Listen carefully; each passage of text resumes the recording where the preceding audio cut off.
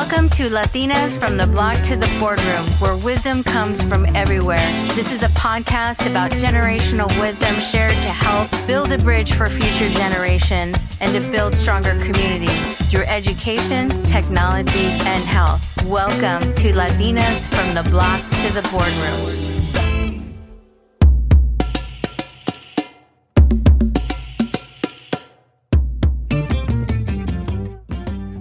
Hola, hola, comunidad. And thank you for supporting the Latinas from the Block to the Boardroom podcast. You know, we're just about ready to wrap up season 4, and we're very excited about season 5. So thank you for supporting us. Our voices are being heard globally, and it's all thanks to you. So gracias. With that, the Latina voice is very powerful. And when I say powerful, I mean collectively together, we stand in power. When we stand for a mission and for comunidad, that voice gets amplified. Yet we struggle to be seen and heard in the corporate spaces and also as entrepreneurs throughout the country and globally. This is our time to shine. As Marilyn, Alverio, who is my guest today on Latinas from the Block to the Boardroom, says, we are ready for prime time. There's no turning back. It's our mission right now to inspire, motivate, and encourage, and to enable Latinas to succeed and become the leaders and advocates that they were meant to be. So join me in welcoming Marilyn Alverio, a corporate marketing strategist and community advocate who spent decades dedicated to empowering women. For over the course of the last 19 years, her network has grown through Latinas in Power of upward to 10,000 women throughout the United States and around the world. Marilyn is on a mission to empower Latinas through her platform, LatinasInPower.com, and the launch of her Latinas in Leadership Institute, which starts this fall as a cohort for Latinas in Leadership. We talk about a quickly growing segment of Latinas in the labor force, who are the largest group of women workers, and we stand to be the champions for the future generations with leadership, and Marilyn with LatinasInPower.com is ready to lead you there. So let's welcome Marilyn today to Latinas from the Block to the Boardroom.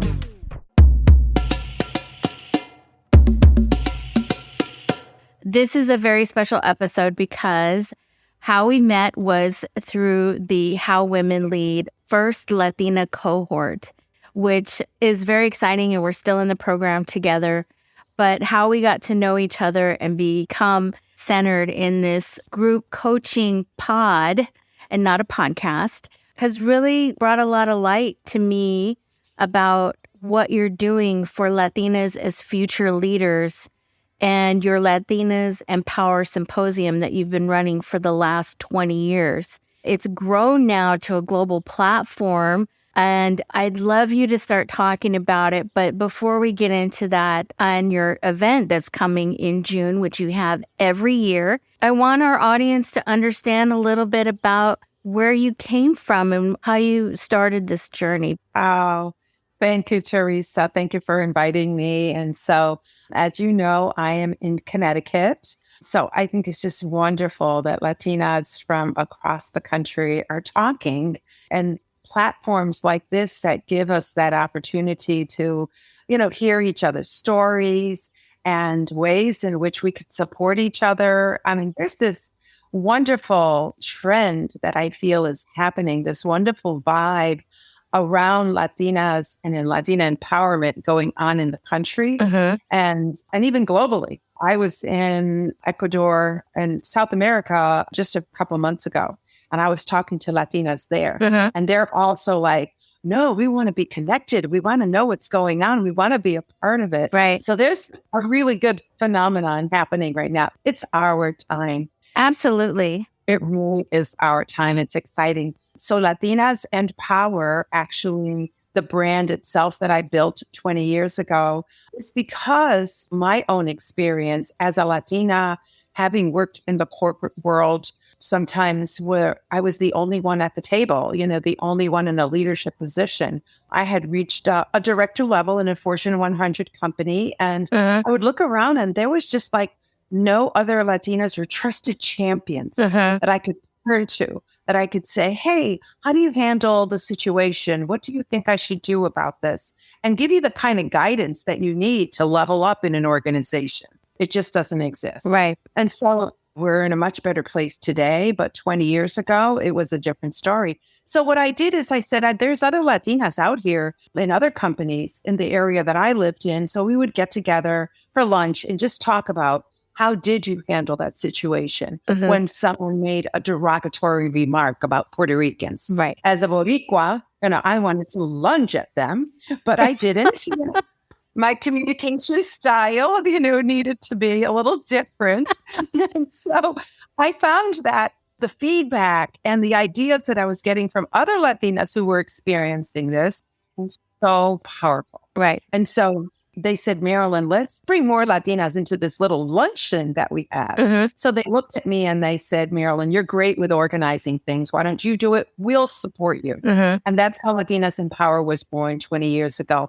I wanted to use the name Latina in the title as a Latina because I wanted to make sure that we're changing the image of Latinas. Yes. We're ready for prime time. Right. We are ready to do business. And I really wanted that to show in a way where we have come a long way. Then I also wanted to use the word power because the whole idea of power is we don't think we have it. Right. We think other people have power. And the power is so relevant. So I wanted to demystify the idea of what power is. How do you get it? What do you do when you get it? And most importantly, how do you pass it on? Right. So that's how I created the platform. And now it's 20 years fast forward this year. So it's usually been an in-person event, but with the pandemic, we do add a live streaming component to it, of which I will give all of your audience a complimentary virtual pass. Awesome. So that they can watch it. So on June 1st of this year, we will have our 20th gathering of Latinas inspirational speakers. And what I do is I bring in either celebrities or success stories to be the keynote speakers as our anchor. Right. And then I wrap that around with panels and topics of issues that are impacting us and how we can share information with other Latinas on tools, resources, ideas, like what do you need to do to level up? Right. And so sometimes, we're stuck and we don't know how to get this information. So that's kind of like the platform. I have Andrea Navedo as one of my speakers this year. She was beloved as Sayomara in the Jane the Virgin, the mother. Oh, wow. And she just finished writing a book. Awesome. And so I have another woman, a self-made millionaire Latina from the Bronx. Her name is Deborah Shaw. And then I have just some other wonderful women that will be on panels throughout the day. Cool. So I invite everyone to join us. Yeah. No, I remember seeing your event virtually last year, and Nelly Galan was on there as your keynote, and she was virtual as well. So you do have some very powerful Latinas that come to your event. You mentioned something really interesting, and that you started this platform 20 years ago. Now, 20 years ago, technology was just really coming into the awareness space. A lot of us weren't really savvy on a lot of the technology coming out, how we're leveraging it today, right, to really make those global connections as well as across the nation. I mean, it's really accelerated our presence. So can you share with us back then to where you are now? When you started it, you said it was just by luncheons. And then when technology came into the picture, can you share that experience with us? Because I want to know, because I always say, back in the day when Yahoo was around and AOL. So I was just going to say that there's still Hotmail, Yahoo, and AOL out there. So everybody, Gmail is also free. Yeah. And it looks a lot more professional. Well, I think that's a really good question because you brought me back to how I promoted it that first year that I put the conference together. It was word of mouth. Wow.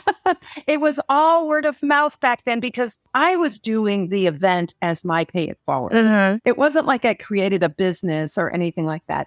I had my full-time corporate job. I'm a marketing strategist in Fortune 500s, and that's been my career. So this was going to be my pay it forward. And so the first year that I did it, 186 women showed up, word of mouth. Wow. And what they said to me that day is, Marilyn, please don't stop. We need this. We need a space for us to be able to connect with women that have similar issues, whether it's be the traditional expectations that still exist in the Latino community from our own families and from our own communities that say, hey, Latinas, it's good that you have a job and you're making money, but don't look better than the man. We're still getting these messages from our own communities that kind of hold us back a little bit, those societal expectations. Yes. They said, please don't stop. We need this. We need the space to share with each other. And then from there, it did start to grow through just mailing. Wow. So I adapted. I'm an early adapter of using social media. So we started to create just little digital graphics around our events and sending it out. And people love graphics. They more so than copy, more so than words. Like you just catch people's attention more that way. So I started using social media as soon as it popped up, and my audience grew tenfold. So I've reached over 10,000 women just through the Latinas in Power Symposium of people that have attended the event. And now we have additional programmatic initiatives where we do an Instagram Live, we do webinars, we do lunch and learns and all of that. So we are absolutely enjoying the benefits of what technology has offered. We did a research report last year that culminated into a report called the Latina Pathway to Excellence in a post-pandemic world. And in that report, one of the key things that they said we need as Latinas is to make sure that we understand technology and the data skills that are needed. They're critical for Latinas to succeed and to grow within the organization. So technology is golden right now. If you understand it, if you know how to use it, and you know how to use data, especially, then you really could position yourself with a skill set that is needed. Right. And we'll have that report actually in the show notes. And it's also through her website. LatinasInPower.com is my website. So the symposium is just one of our holdings. Okay. Because now we have Latinas in Power Symposium, Latinas in Leadership Institute, the new institute platform that we're now creating, Latinas in Power Lunch and Learns, Latinas Live. So we have all these different platforms, and that falls under our nonprofit corporation, which is Latinas in Power Corp. And then also the other events and resources and platforms that you're hosting there as well. So that'll be great. And by the way, Teresa, the report is in Spanish as well. Awesome. That's beautiful. So, as you're talking about how this was word of mouth, this is something of a cultural thing between Latinas. We like to not have just chismosa sessions and we just sit around, and we like to have cafecitos and we like to shop, and food is very much a part of our culture. And I think that's why we're so connected and powerful, not in a chismosa way, but it's like we're sharing things amongst our community where we have to be aware of and trust. Yeah, absolutely. That reminds me of my mom, the same thing here, regardless to if you're Puerto Rican, if you're Mexican, if you're Colombian, it's the same in all of our cultures, which is so fascinating. But I think we evolved from that sitting around the kitchen table. I mean, it still happens, but evolved from that comadreship. Yeah. And I think we have a different kind of comadreship today. So I remember my mom saying, mira, la comay viene. La comay viene para comer, the comay is coming, the compay. That was your network. That was your trusted champions that we refer to today in the corporate world as women that got your back and that they're going to help you succeed. Because There's no more mean girls today. This is all about how do we support each other? How do we help each other succeed? And that mindset is very prevalent right now. El quítate tú pa ponerme yo, syndrome. You see it starting to fade away, and we're getting it. We're starting to get the importance of supporting each other. So yeah, I remember that very clearly. It has evolved, but it's still in the same vein in terms of where our heart is and where our passion is and where our love is. Latinos are just such embracing and welcoming people. That particular trait has carried through, and we have not lost it through assimilation. For me, I'm a second generation Latina in that my mom came and that I was born that same year. So I tell people that I was conceived in Puerto Rico, but I don't really think that happened. But I'm born and raised. So I speak full Spanish and English that we spoke in the home. My daughter, third generation, does not as much. She understands it, so all of that. But there are certain traditions and values that have carried through the Latino culture. One of them being that comadreship, one of that being, we're getting our news from each other. Yeah. Exactly. Because we trust each other that information is correct. It's not always correct, right? But it helps us enough to get to what we need in terms of even buying a house or buying a car or anything like that. One of the biggest challenges that I see today is for first generation Latinos and Latinos that are going to college because their parents don't understand the process. Exactly. Their parents may not know how to help you. And so a lot of them are going through it alone. I hear a lot of stories about, I don't know the SPICO, this. I don't know how to do this. And so that circle of our parents, my parents didn't have an education. Right. My mother was pulled out of school in the third grade in Puerto Rico.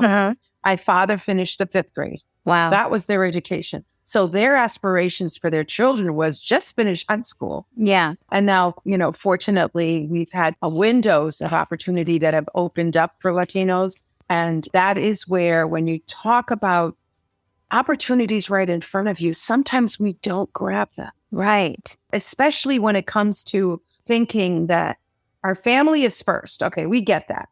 But often that negates any opportunities to level up or to seek out increasingly responsible positions within your organization because it may take up more time. Right. So we're still struggling with a lot of things that are traditions and our cultures that hold us back a little. Right. But, I think when we say this, and this is very interesting to me because I just heard a podcast about that today, speaking about that very topic, about diversity inclusion. How do you make it more inclusive? What's happening today, a lot of layoffs are happening, and you see who's the most impacted in these corporate infrastructures. But when you think about it, the infrastructure was not created for us, which is limited opportunity and representation. So when we don't have a seat at the table, which is really at the highest level of boards and actually in the C-suite, to say, hey, this community is needing this type of support because of X, Y, and Z. So how do we change the structure of the culture, or how do we let more people of color coming in to kind of help us with that, right? It's such a hard change for them right now. And I think if we go back to what you're saying, we pull back because we don't want to ruffle the feathers, quote unquote, because it's just kind of like, we should be grateful. But at the same time, it was not built for us. And when you think of the low wage jobs, we're the ones supporting the entire economy. And so when we want to get up to the top, it only benefits the organization's bottom line to let us reach that top.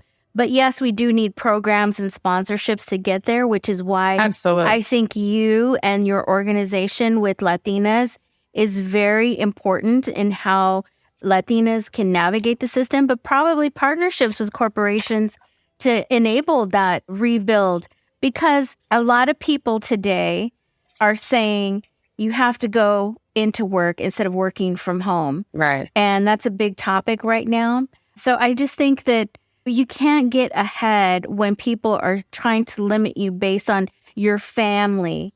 And then we buy that ideology to say, yeah, that might impact my family. So maybe I don't go for that position. Right. But if the infrastructure was created differently, I think there'd be more of us in that role. Yeah, I agree. But I think the future is bright, especially for our millennials and Gen Zs. Oh, yeah. And I think that is why what I'm working on is preparing the next generation of influential leaders and advocates. I think that COVID really revealed a lot about the Latino community because, as you mentioned, we are the workers. Yeah. And we are the ones that are generating so much of the activity in the economy, yet we're not getting paid for it. Exactly. So we know that Latinas are making 57 cents on the dollar.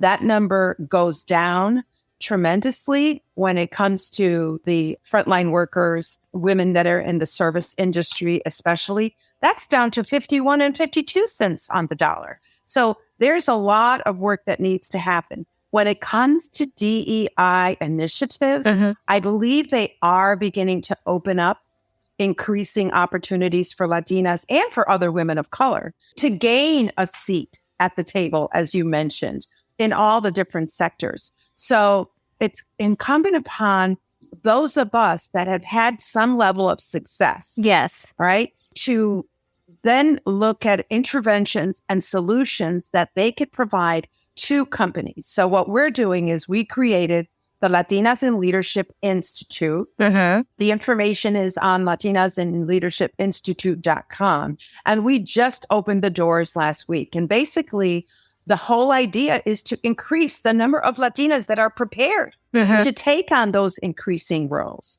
and to be able to get those kind of skills that are needed, that they're looking for. Technology is one of them. Oh, for sure. But we also have to have a different mindset about how we view success. So the growth mindset component to our Leadership Institute is going to be critical, because if you're the kind of person that's not willing to put the work in, if you're the kind of person that says, yo estoy bien a donde estoy, I'm comfortable, whatever, then this is not for you. But there are plenty of, especially young people that say, how do I do this? Where do I go? And so understanding that where your mindset is around success will absolutely help you to seek out new opportunities and open new doors. There's a lot of doors that are opening up. And that's why I say the future is bright, especially for our younger generation. Yep, I believe you 100%. And I love you sharing all that information. And also in your report that really breaks down those different sectors, talks about the importance of those segments of where we can be the most influential. You know, mine is obviously technology. I gravitate towards that the most because it does have a bigger impact in wealth creation as far as learning a new skill set, especially around data, which is a very hot topic today, obviously with the AI generation and Chat GPT. You know, bottom line is front entry line tech workers are not going to be sustainable. So leveling up your skills into that critical data set, understanding that. And there's courses for that. Absolutely. You don't need to go to college for that. You can learn that online. And I want people to understand, especially for Latinas, it's not hard, right? People get afraid of technology, but I always say you hold the most powerful tool in your hand that is ran by a number of technology companies. And if you understand data, you're already, in the game.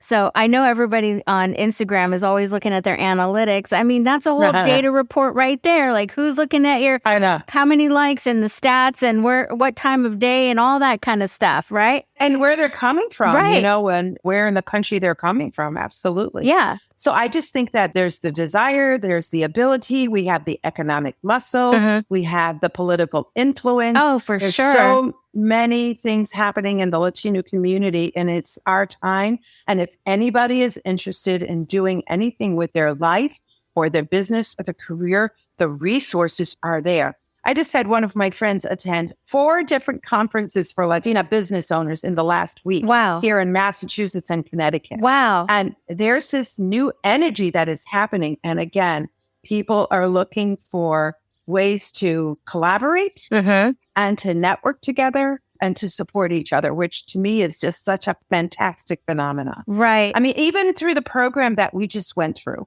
right? How Women Lead. I got to give them a shout out. That was such a fantastic program. And we were able to bring our project Yes. to the table and be able to shape it and really fine tune what the focus is of what we're trying to do. Right. So for you, it was your podcast, positioning your podcast, branding your podcast, getting sponsors for your podcast. So now that I know that, I'm going to keep my ears open to say, oh my gosh, this could be a good sponsor for Teresa. Right. So I'm going to make that connection because that's how we're supporting each other. Right. Not to just say, okay, I'll show up, but who do you know that could help you? All right, let's get it. Get it, Marilyn. I love that. I love your enthusiasm. You're like slamming the table of like, yeah, I get it. And so when you do this networking thing, if I'm in a networking event and conversation comes up and they go, oh yeah, I'm, interested in promoting this event to this target audience or whatever it is. And you know that saying, it's not who you know. To me, it's not just that. What's more important is who knows what you know, right? How to do, what your business is, who knows that? So when we're networking and we can advocate for each other, that is how we support each other. Yeah, absolutely. That is one of the ways that we can grow as a community till our community needs more capacity, building activities within the grassroots, right? Yep. At the business level, we need more collaboration. Oh, for sure. In the workplace level, we need to champion each other, right, and to support each other. So there's different ways that we could do this. The entire community. I always look at the Jewish community and the Asian community, and how they buy from each other. They support each other. I mean, and that is one of the reasons why economically they are so strong. Right. So it's not hard, but we're supporting other groups more so than we're supporting our own groups when it comes to so many different sectors. Yeah. Y eso se tiene que terminar ahí. That's got to stop. Right. And John Leguizamo, yes, who has his project that was green lighted on MSNBC, I'm going to shout that out forever because Me Too and NGL and the connections, you talk about the connections and plugging into the networks. I mean, he really got his project green lighted because there was a Latino at the top. See? We are championing change.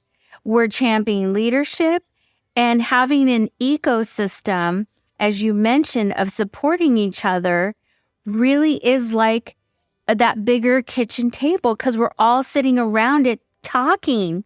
We're all sitting there sharing. We're all sitting there saying, hey, we're coming to that table together. And that's what an ecosystem and support network is about. And I think this platform is for that in a way that we're going to activate people like you are, Marilyn, in that leadership space. Like that sharing of the network of power, as you said, how you design that. Exactly. It's how do you pass it on to the next person? As I mentioned, I retired 2 years ago. I could be very easily sailing into the sunset, but that is not what I have chosen to do with the rest of my life. I have another 25, 30 years left. What am I going to do with that time? And I have made the decision to pass it on, pass it forward to help build the next generation of Latinos, successful Latinos for our community. That's my choice.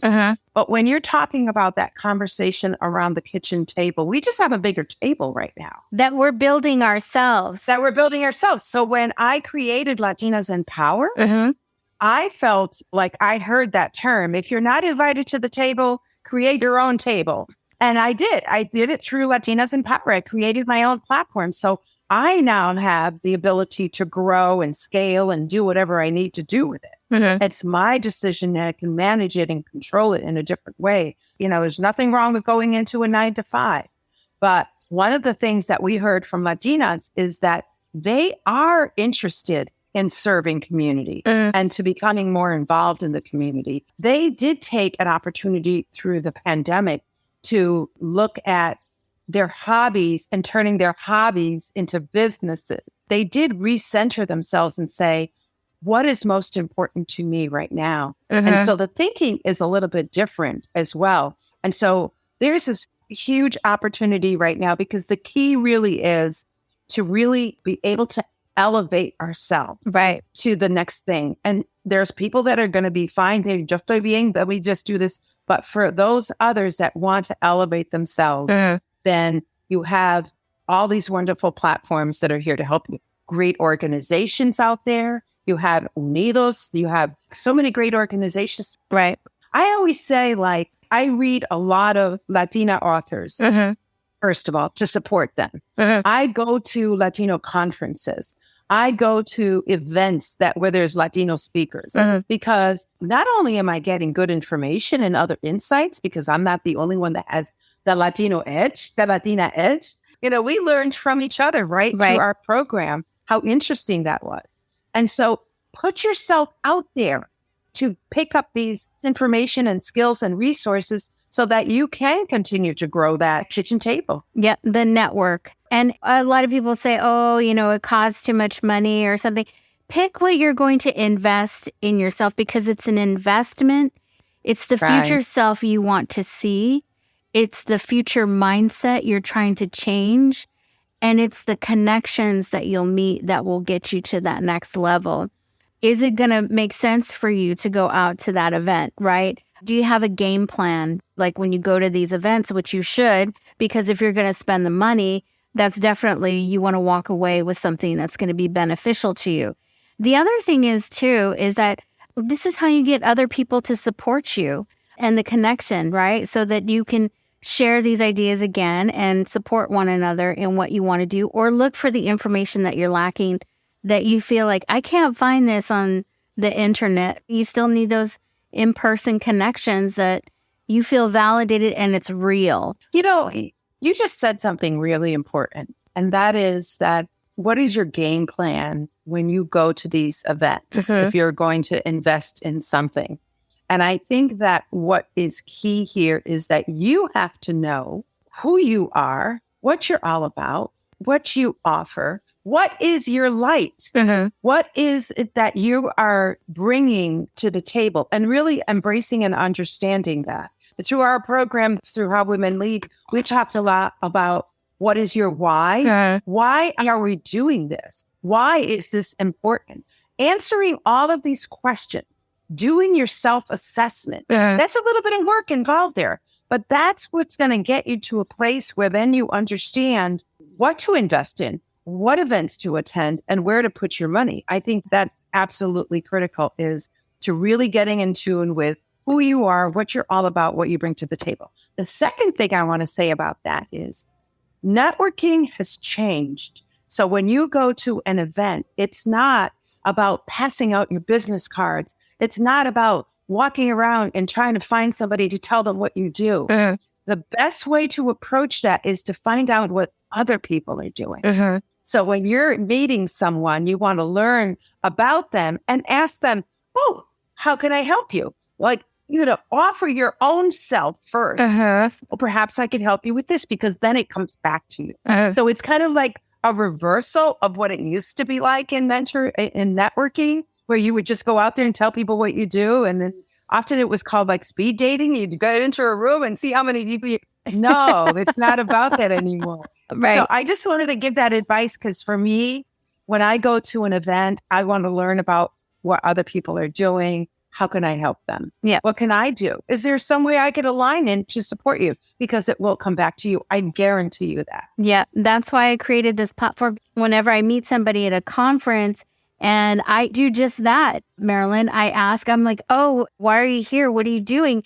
And if they have a fantastic story, I'm like, how can I help you? Because I have this platform and I want to get your story out. Like, this is important to our community. All right. This is important to the narrative that is right now critical to keep our light shining, our hopes fueled with what's coming. Because right now, that light is trying to get dimmed. I don't mean to say that on a bad note, but there's a lot of work going on right now, and we have to stay alert And so this is why I have the platform as well, because I'm like, no, this is very important to what's coming up. Absolutely. This is important to Right. keeping your momentum and your focus for your job creation and what you want to do going forward. So, I mean, it's critical on all fronts. Absolutely. Well, and you're promoting, like even just me being on here today to talk about the Latinas Empowered story. And now I know how I could help you. You said, hey, I have sponsorships available. So I'm going to take that now, go back. And I'm like, okay, that makes sense. This is my audience. So I'm going to figure out a way to sponsor this because, number one, you told me what you need. So now I understand that. So coming on here as a guest while, you're running this platform, I understand what it takes. But sometimes what I think happens with people is that they don't understand the importance of investing in ourselves, investing in others, investing in ourselves. I always talk about buy houses, not shoes, is one of the things that one of my friends has been talking about. We're willing to go to TJ Maxx or Marshall's and those places and spend $300 on stuff. Let's take that $300 and put it someplace that involves self-improvement of your journey. Our mindset needs to shift. Instead of buying los zapatos and, the sneakers and the this and that, or even that $10 coffee, like thinking about how we need to use our money a little bit differently to invest. We're the most important person. The existence of our body, of our mind, of ourself. Right. That's the most important thing. Why would you neglect it? Why would you just feed it water and food and think that that's enough? Right. No, we have to put investment in our brain and our mind. And that, comes as a result of taking courses, improving yourself. Self-improvement journey is real. Yep. So, and I know we're coming to a close here, and I was just thinking about our superpowers. One of them is intuition. Like we have a Latina sixth sense, and we have this ability to really emphasize and have the confidence that trust intuition, like when we meet people or when we're making decisions. We need to leverage that a little bit more because it definitely is a superpower. The other superpower that we have is the fact that we do live in two worlds. And we do live in our Latino world and the cultural and everything that's related to that. Many of us bring bilingualism to the table as well. But this was my opening statement. Latinas are uniquely positioned to become one of the most influential voices of leadership in the U.S. And globally. So think about that. I mean, you're getting this gift. We are uniquely positioned. What are you going to do to take advantage, to really go into that and say, okay, how can I prepare myself so I can be one of the players, so that I can be at the decision-making table, so that I'm creating tables for others? What is it that you need to do? Because it's our time. Yeah. Be key makers, not gatekeepers. Yeah. But thank you, Marilyn. I love this conversation. Definitely more to come. And we'll get everyone the information about your event. Okay. The report will be in the show notes.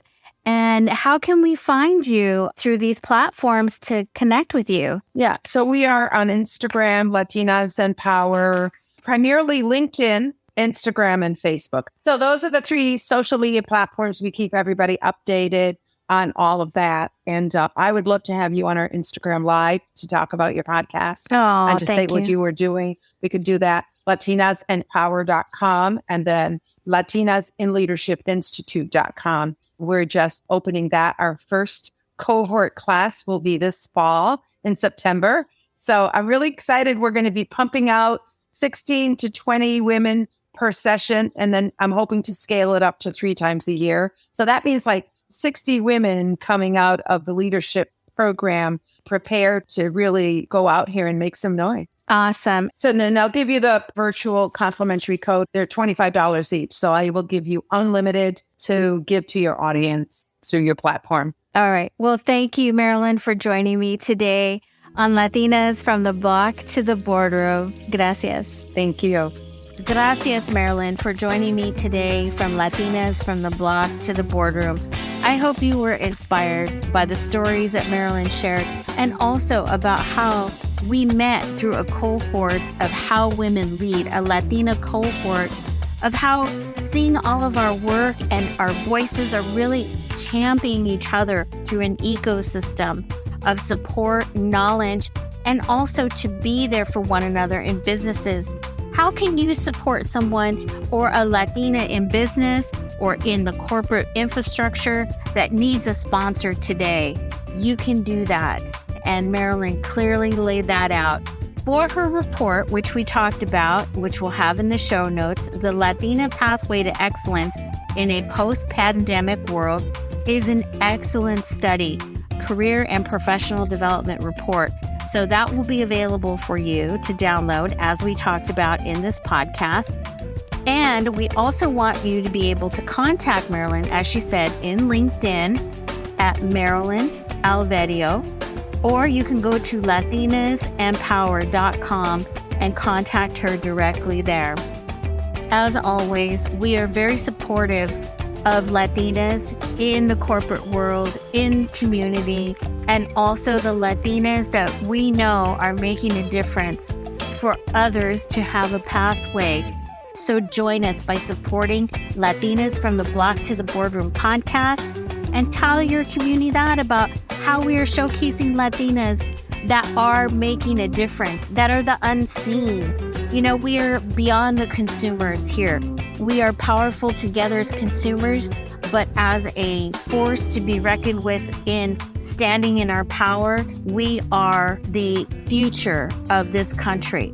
So again, thank you for joining me today. This is Teresa with Latinas from the Block to the Boardroom. Please subscribe to our newsletter at latinasb2b.com. And also in the show notes, you can see and follow us through Instagram, Facebook, Twitter, and our YouTube channel. So gracias.